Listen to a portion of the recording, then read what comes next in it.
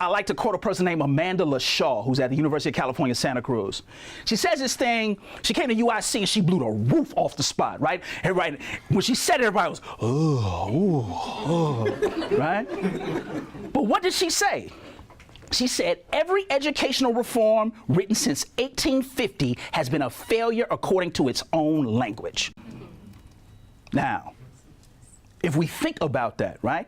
Every mainstream educational reform from Horace Mann to the Elementary and Secondary Education Act known as No Child Left Behind has been a failure according to its own language. So what is this thing, school? And are we talking about a school to prison pipeline, or are we talking about a school and prison nexus? These are places that don't necessarily represent pathways to each other, but mirrors of each other, right? Remember, the rules are the same. Lining up, wear a uniform, lockstep, and all punishments for lockstep. The whole is suspension. You walk through riot horses. You walk through a metal detector. Some schools do cavity searches, right? So this thing around thinking about this thing. So this last point, I started reading these, and this is always interesting to say this on tape, right? I started reading these anarchists named Fred Moten and Stefano Harney. They wrote a very interesting book called The Undercommons, right? Now, you talking about dense shit. Ooh.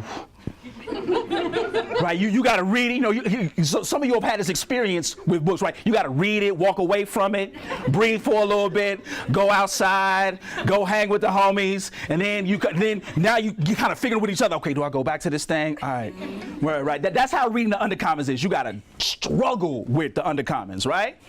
But what they talk about in Undercommons is this thing called a fugitive space.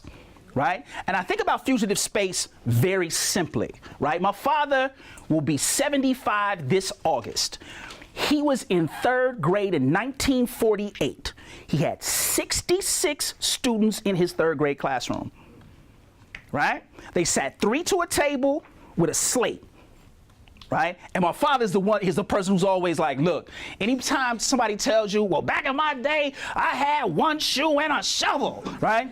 He's like, they're lying, right? But his thing was, if you got 66 young folks in a classroom and 1 teacher, some days you're getting taught and some days it's, hey, right? So a group of women saw this dynamic and said, we're going to open our houses so folks can get the opportunity to read, right? And they were right in the Ida B. Wells homes. They called them reading houses, right? And they were just spaces where you would go and read. They had all these books. They were all teachers at a place called Oakland Elementary School. They would go into spaces, and my father would be like, man, we would be in there with older folks. So folks would be coming from work at the stockyards, sitting next to me reading a book, right? We would be exchanging books. So this thing around this fugitive space is a space that is not necessarily imbued or connected to formative or formal mainstream education, but actually is connected to a purpose, a larger political project of you being able to make informed decisions. Now, this always becomes the question. So when we talk about organizing space, when we talk about the political nature of our work, is it a fugitive space? So my father was educated, written large, in a fugitive space as a 3rd grader. And where do those fugitive spaces exist? I ask everybody across the country this question, and I'm gonna see how you all answer it.